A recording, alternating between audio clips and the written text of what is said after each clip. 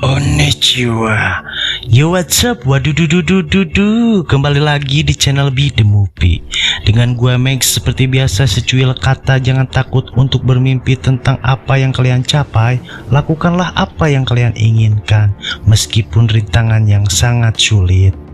Inilah alur cerita dari film yang berjudul Token Ranbu 2019 yang menceritakan 6 orang pendekar wibu dengan paras wajah yang kece. Mereka semua adalah sebuah pedang yang diubah menjadi manusia untuk melindungi dunia. Kini mereka diutus untuk melaksanakan misi membunuh Oda Nobunaga demi menjaga sejarah dunia. Katanya urusan orang mah heuy. Lanjut, bagaimana ceritanya? Apakah ke-6 pendekar wibu ini bisa berhasil dengan misinya? Sukui ke alur ceritanya.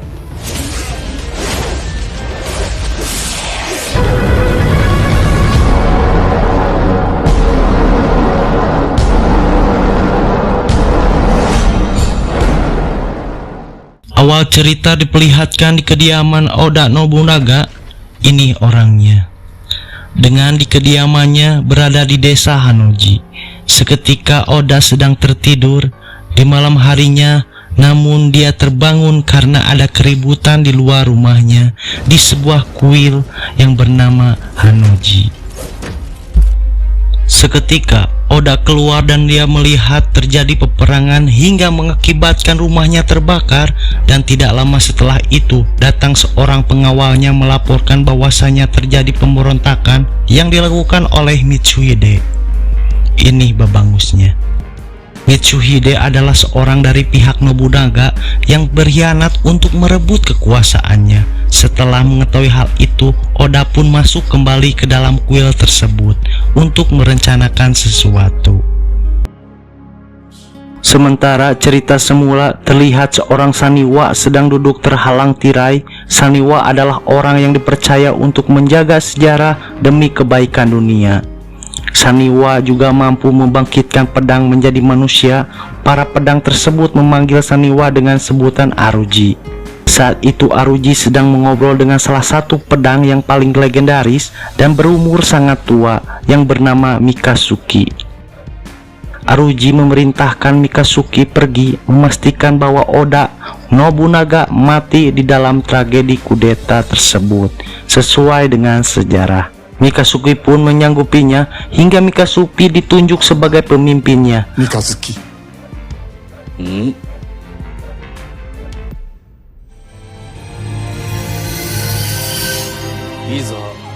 Beralih ke tempat lain, di saat kekacauan berlanjut, terlihat datangnya para monster atau iblis yang disebut pengulangan sejarah yang menyerang para pemberontak. Namun tiba-tiba para pendekar wibu itu pun tiba hingga mereka pun berduel satu sama lain dengan pertarungan yang sangat sengit.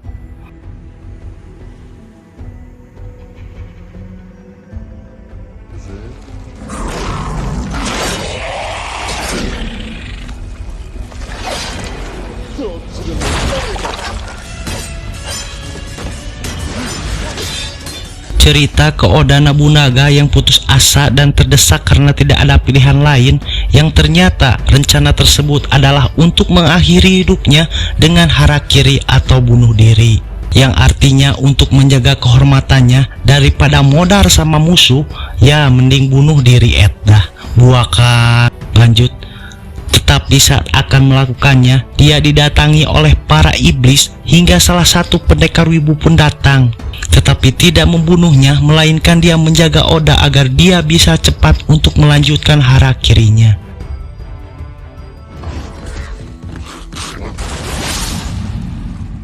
Sangat bijak guys, Lembang Tampan.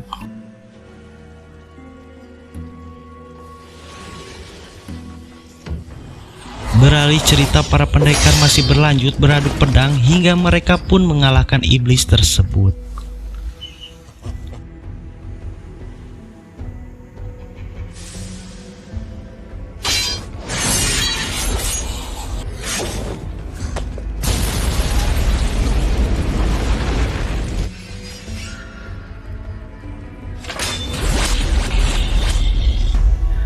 Kini misi mereka pun selesai dikarenakan Oda Nobunaga sudah mati. mereka pun bergegas untuk meninggalkan kuil tersebut.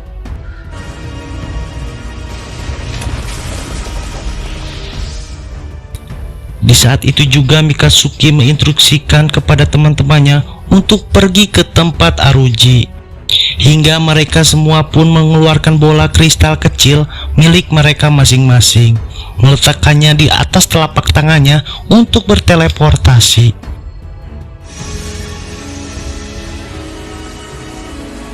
Dengan diperlihatkan sosok penampakan genderuwo. Kini saat mereka tiba di markasnya, disambut dengan anggota baru yang sudah berubah menjadi manusia juga, yang bernama Ugushimaru dan Toshiro. Mereka dikenal sebagai pedang perguruan Ashikaga.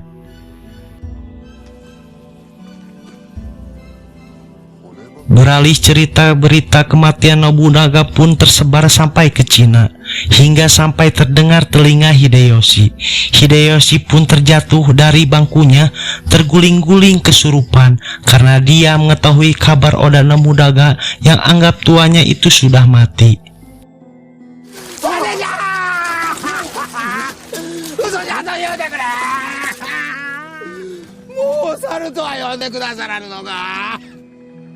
Kembali cerita kepada para wibu, setelah itu Mikasuki pergi untuk melaporkan misi yang sudah berhasil mereka jalankan kepada Aruji.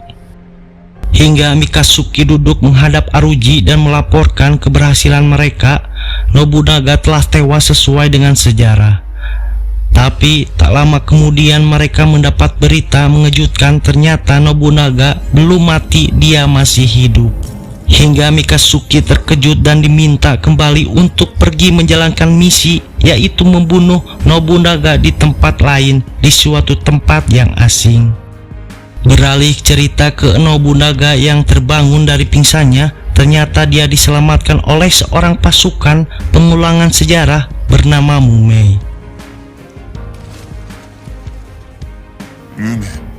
Kini Nobunaga memiliki pasukan baru, yaitu para pasukan pengulangan sejarah kini berada di pihaknya. Ia pun mulai memimpin para pasukannya untuk kembali memimpin.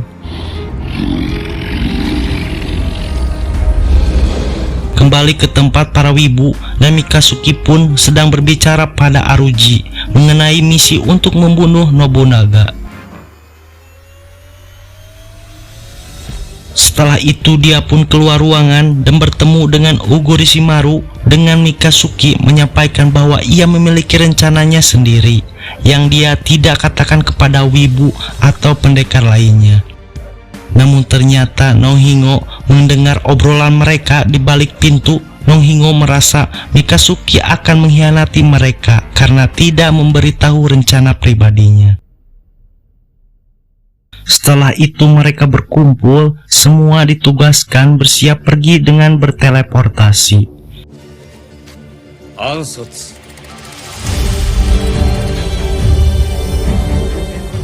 Singkat cerita, Kunihiro dan Hasekiri memantau Nobunaga, sedangkan Nihongo dan Toushi baru saja memantau keberadaan Mitsuhide yang sampai saat ini masih bersembunyi. Setelah itu Oda mengirimkan surat kepada Hideyoshi mengabarkan bahwa dirinya masih hidup dan mengajaknya untuk bertemu di kastil Azuchi. Hingga Hasekiri pun berinisiatif untuk membunuh Nobunaga, namun saat itu juga Mikasuki menghalanginya dan mengingatkan untuk tidak gegabah. Lalu Hasekiri kesal terhadap Mikasuki. Dia pun terlihat emosi dan berusaha menyerang Mikasuki, namun Nihongo segera menghalanginya. Hasekiri pun pergi hingga Nihongo menyusulnya yang bermaksud untuk menenangkannya. Mikasuki lalu meminta kepada Kunihiro untuk mengikutinya dan mempercayakan strategi misi ini padanya. Kunihiro pun setuju untuk setia dan mengikuti langkah Mikasuki.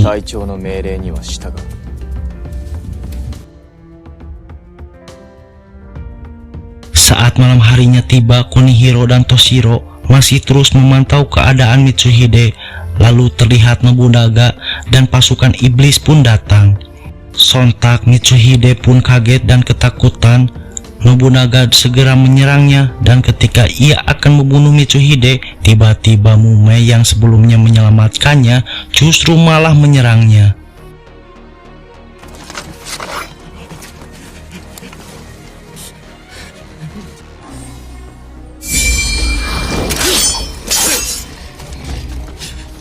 Karena matanya berubah kuning bukan merah seperti biasanya, namun agak kaget tak menyangka dia akan diserang oleh pasukannya sendiri. Mereka pun saling menyerang, lalu tiba-tiba Mikasuki berlari dan turun ke tempat tersebut. Mikasuki pun berhasil menghadang serangan Mumei.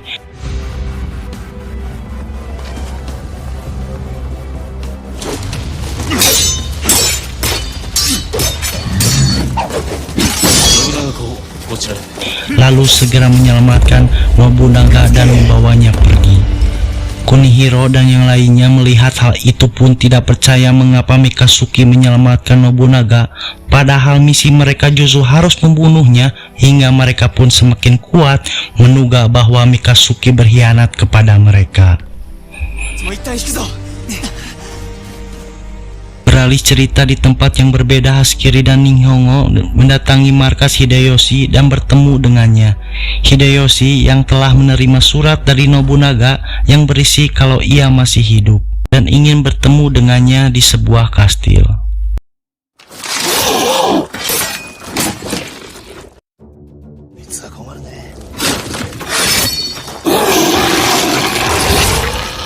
Hingga Hashikiri pun membantah, mengatakan kepada Hideyoshi bahwa Nobunaga sudah mati dan surat itu palsu. Namun Hideyoshi mengatakan akan tetap berangkat ke kastil tersebut. Meskipun surat itu palsu maupun tidak mau, Nihongo dan Hashikiri pun mengikutinya dan berpura-pura menjadi pengikutnya untuk memantau dan terus berusaha menghalangi agar dia tidak bertemu dengan Oda Nobunaga. Cerita kembali ke Toshiro dan temannya yang baru selesai mandi di sungai mendapatkan surat dari Nihongo. Surat itu berisi informasi bahwa Hideyoshi menuju kastil. Setelah membaca surat tersebut, Toshi datang dan memberikan pakaian milik mereka berdua. Mereka semua pun kini bersiap pergi menuju kastil.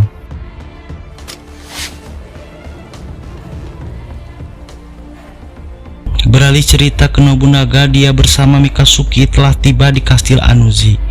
Hingga Nobunaga masih belum percaya pada Mikasuki karena tiba-tiba saja dia datang dan menyelamatkan dirinya. Tapi akhirnya dia tidak ambil pusing dan menunggu kedatangan Hideyoshi ke kastil tersebut.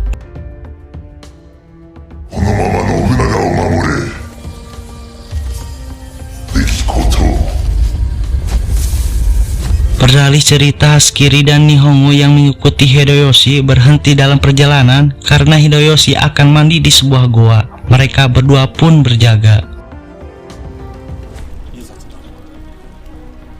Saat Hideyoshi sedang mandi, tiba-tiba sangat membagongkan. Dia menunjukkan tanda lahir di pantatnya. Watadosnya si bangsat. Lanjut, hingga diperlihatkan kepada mereka berdua. Lalu dia mengatakan tanda lahir itu adalah alasan mengapa Nobunaga memanggil monyet. Masih mending daripada babi kan? Lanjut, di dalam surat itu yang dikirim Nobunaga untuknya, surat itu ditunjukkan untuk si monyet. Berarti surat itu asli dan benar bahwa Nobunaga masih hidup. Dia pun mengatakan sengaja membiarkan Hashikiri dan Nihongo untuk mengikutinya hanya untuk memata-matainya dan menyebabnya. Bangke. Dan Hideyoshi berniat pergi kastil untuk membunuh Nobunaga. Mereka berdua pun kaget akan hal tersebut. Lalu tiba-tiba pasukan Hideyoshi menyerang mereka berdua. Hideyoshi pun tertawa sangat keras. Segeblek, hahaha.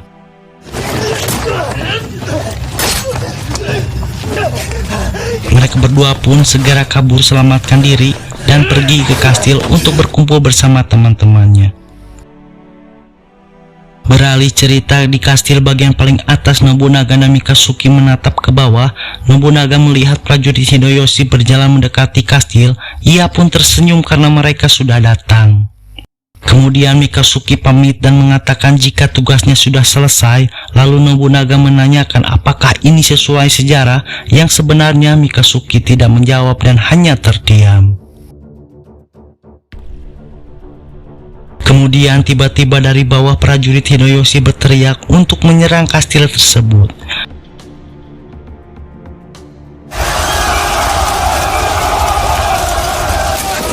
Mereka melempar kastil tersebut dengan api dan membakarnya. Nobunaga pun geram karena ternyata Hideyoshi pun mengkhianatinya untuk sebuah kekuasaan.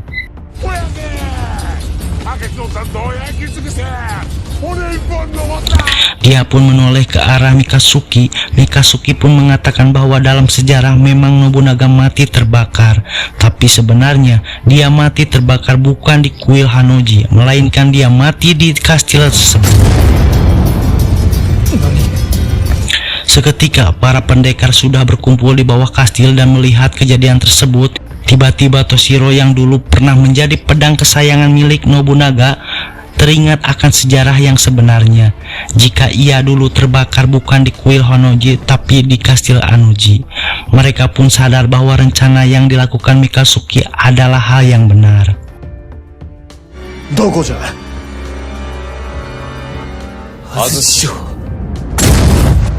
Namun dia tidak bisa mengatakan karena akan membahayakan banyak orang.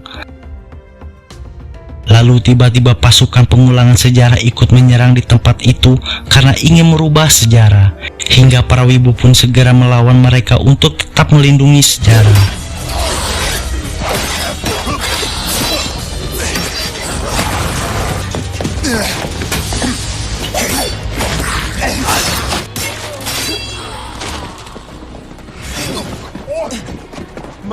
Beralih cerita, Mikasuki pergi meninggalkan Nobunaga yang akan terbakar di tempat tersebut. Segera bergabung dengan teman-temannya. Kemudian Mikasuki meminta mereka semua untuk kembali ke markas.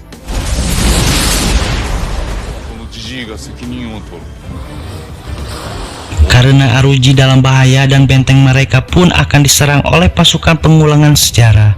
Yang ternyata tujuan Mikasuki dengan cerdas dan kewibawaannya ingin menghadapi semuanya sendirian agar teman-temannya selamat. Lalu Mikasuki melempar bola kristal milik para wibu. Mereka semua pun bingung, ternyata bola kristal mereka dicuri oleh Toshi atas perintah Mikasuki.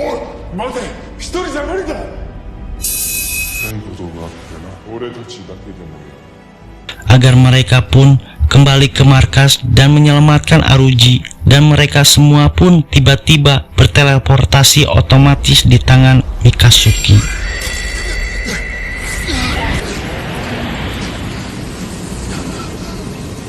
Hingga dengan edanya Mikasuki tertembak peluru dan dia melawan satu persatu pasukan pengulangan sejarah tersebut. Tapi dengan segel pedangnya yang mematikan para koruptor, tak mampu melawan banyaknya pasukan itu sendirian, hingga dia pun semakin lemah, hampir tersungkur.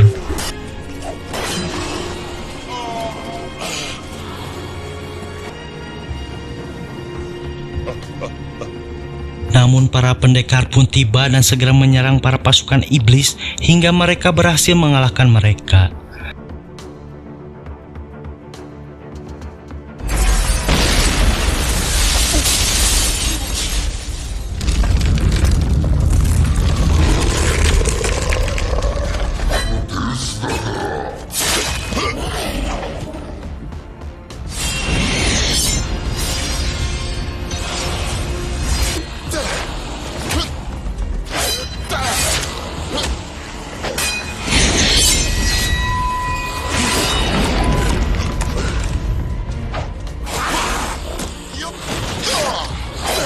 Kemudian beberapa pendekar kembali pergi ke kastil untuk menyelamatkan Mikasuki, di mana Mikasuki pun sedang bertumbang.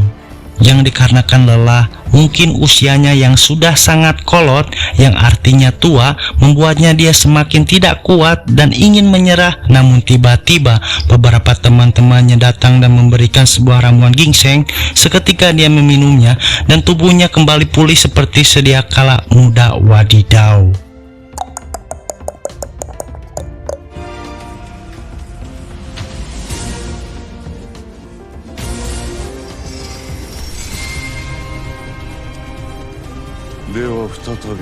Kini mereka semua sudah dalam formasi lengkap kayak Power Ranger dan langsung mereka melawan para iblis tersebut.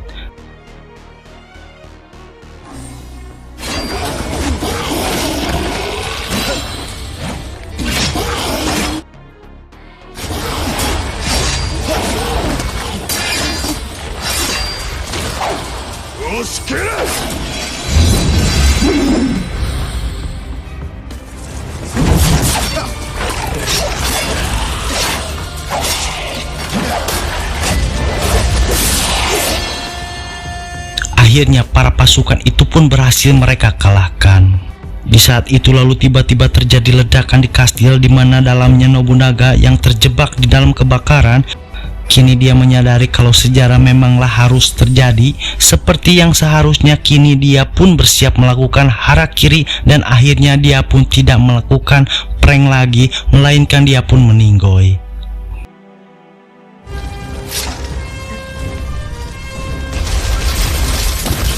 Setelah kejadian itu para wibu semua berteleportasi ke kediamannya.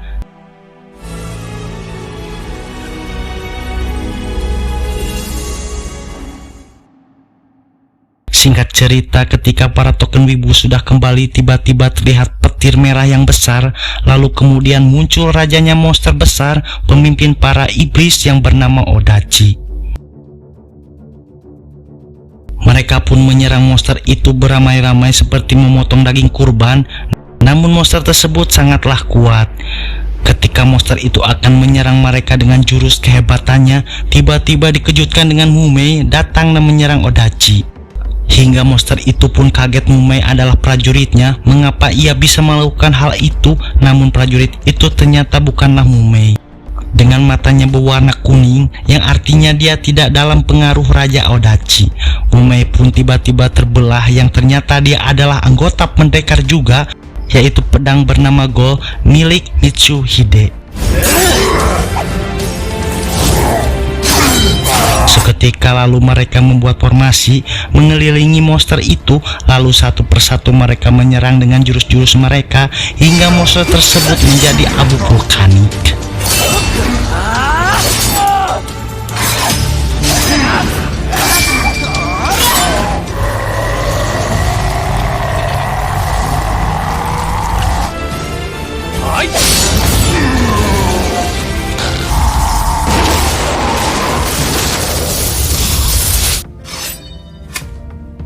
Akhirnya cerita kediaman Aruji terselamatkan. Kini keadaan sudah damai dan terkendali. Secara misi mereka pun berhasil, meskipun kini Aruji terdahulu telah bereinkarnasi.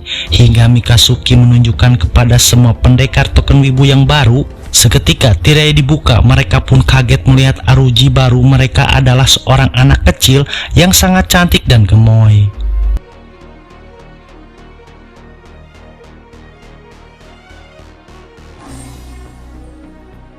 Tidak lama kemudian, mereka pun memberikan hormat kepada Aruji baru mereka.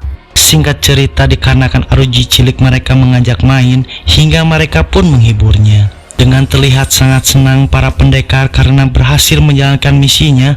Namun kini mereka harus menjalankan tugas baru, yaitu melindungi Aruji yang baru. Hingga akhir cerita dengan sebuah kelopak bunga sakura yang terlihat terbang terbawa angin. Hingga tanggal kecil bocil terlihat berusaha meraih kelopak bunga tersebut. Sampai mereka semua tertawa terbahak-bahak. Cuak, tamat. Mohon maaf bila ada salah kata. Jangan lupa untuk subscribe dan like. Jangan lupa untuk komen juga. Wassalam.